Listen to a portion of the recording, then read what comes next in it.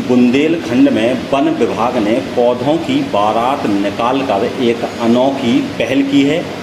यह पूरा आयोजन वृक्षारोपण महायज्ञ 2026 के तहत किया गया, जिसमें जिलाधिकारी ने हरी झंडी दिखा करके जागरूकता रैली व बारात को रवाना किया। एक पौधा अवश्य लगाएं का संदेश दिया। छात्र छात्राओं व अधिकारियों ने लिया हरियाली का संकल्प। यह पूरा आयोजन बुंदेलखंड के बांदा में किया गया। वृक्षारोपण महायज्ञ 2026 के तहत जिले में पर्यावरण संरक्षण और हरियाली बढ़ाने के लिए भव्य जागरूकता रैली निकाली गई। जिलाधिकारी अमित आसारी ने महाराणा प्रताप चौक से हरी झंडी दिखा करके रैली का शुभारंभ किया। यह रैली शहर के प्रमुख मार्गों से होते हुए कालू कुआं चौक तक पहुंची। रैली में मुख्य विकास अधिकारी अजय पांडे, प्रभागी वनाधिकारी, अपर पुलिस अधीक्षक समेत कृषि, शिक्षा, पंचायती राज सहित अन्य विभागों के अधिकारी, कर्मचारी, छात्र छात्राएं, स्टूडेंट मौजूद रहे। यह पूरा आयोजन बांदा शहर में किया गया। शहर के विभिन्न विद्यालयों के जूनियर एवं सीनियर वर्ग के छात्र छात्राओं ने हाथों में पर्यावरण बचाने के स्लोगन लिखी तख्तियां लेकर भाग लिया। बड़ी संख्या में आम नागरिकों ने भी रैली में उत्साह से शिरकत की।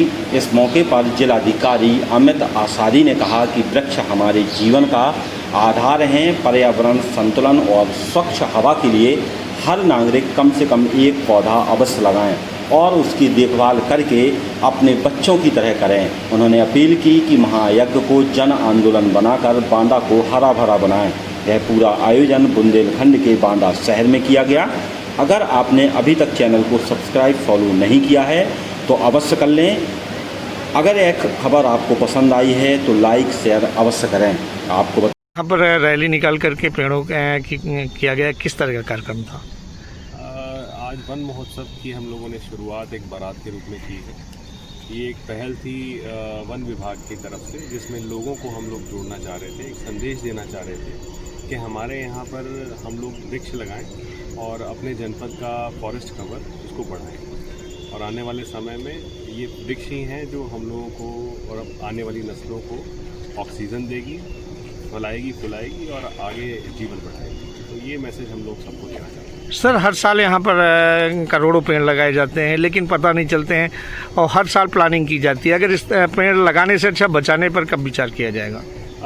थोड़ी सी स्ट्रैटेजी में ये है कि अगर किसी पेड़ को हम लोग किसी की सुपुर्दगी में देते हैं और वो सुपुर्दगी में वो पेड़ दिया जाए जो उसको लाभान्वित करे, तो शायद उसका ध्यान और टेक केयर जो है वो करेंगे। तो इस बार हम लोग स्ट्रैटेजी यही बना रहे हैं, हर परिवार में, जनपद के हर परिवार में एक फलदार वृक्ष देने की हम लोग रणनीति बना रहे हैं। उसके अलावा बड़े बड़े जो हमारे लैंड पार्सल्स हैं उनके अंदर तार बाड़ी करके, फेंसिंग करके प्रॉपर तरीके से वृक्षारोपण हम लोग कराएंगे, जिसकी लगातार हैंड होल्डिंग 1 से 1.5 साल तक हम लोग करेंगे, जब तक वो पूरी तरीके से जड़ नहीं पकड़ लेता, और वही इसका मूल मंत्र है। तो इस बार हम लोग अपनी रणनीति बदल रहे हैं। आने वाले समय में हम लोग देखेंगे, इससे हमें लाभ होगा। क्या इसमें किसी की जिम्मेदारी भी निहित की जाएगी?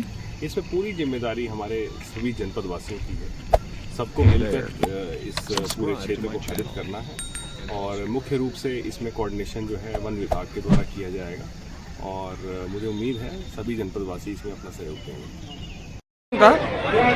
ये वृक्षारोपण महायज्ञ 2026 वृक्षारोपण अभियान के अंतर्गत वन महोत्सव चल रहा है 1 से 7 जुलाई। उसके अंतर्गत आज हम लोगों ने पौधों की बारात निकालते हुए जागरूकता लाने का प्रयास किया। ये बारात कहाँ से उठ के कहाँ तक आई? ये बारात महाराणा प्रताप चौक से कालू कुआं चौराहे तक आई। इसका क्या उद्देश्य है? इसका मकसद लोगों में जागरूकता लाना और इस आह्वान के साथ कि प्रत्येक बांदा का निवासी कम से कम एक वृक्ष जरूर लगाए और न केवल लगाए, उसको सुरक्षित रखने का प्रयत्न करें। जिस तरीके से बांदा का तापमान है इस बार सर्वाधिक रहा, कैसे कम करने का प्रयास करेंगे, क्या करने के? हम अधिकाधिक वृक्षारोपण करेंगे। प्रत्येक निवासी से ये आह्वान करते हैं कि एक पौधा जरूर लगाएं और उनको सुरक्षित रखें। इसके अलावा बांदा में लगभग 604 वाटर बॉडीज़ हैं, अर्थात जलाशय हैं। उन जलाशयों को यथास्थिति रखना और उनके किनारे भी वृक्षारोपण करना, ये भी महाअभियान का एक हिस्सा है। और इसको ग्राम्य विकास और नहर विभाग इसको जो है ना उसने अपना काम इसमें लिया है। इस अभियान में कौन कौन शामिल हुए? इस अभियान में कौन कौन शामिल थे? बारात में कौन कौन लोग शामिल थे? बारात में हमारे जूनियर के नीचे के छात्र भी थे और DIO साहब ने भी 9th से लेकर 12th तक के भी बच्चे यहाँ पर उपलब्ध हैं, छात्र छात्राएं दोनों हैं। लोगों में उत्साह देखा जा रहा है, बच्चों ने लगातार नारे लगाए और पौधों को लेकर और लोगों के बीच में जागरूकता का काम किया।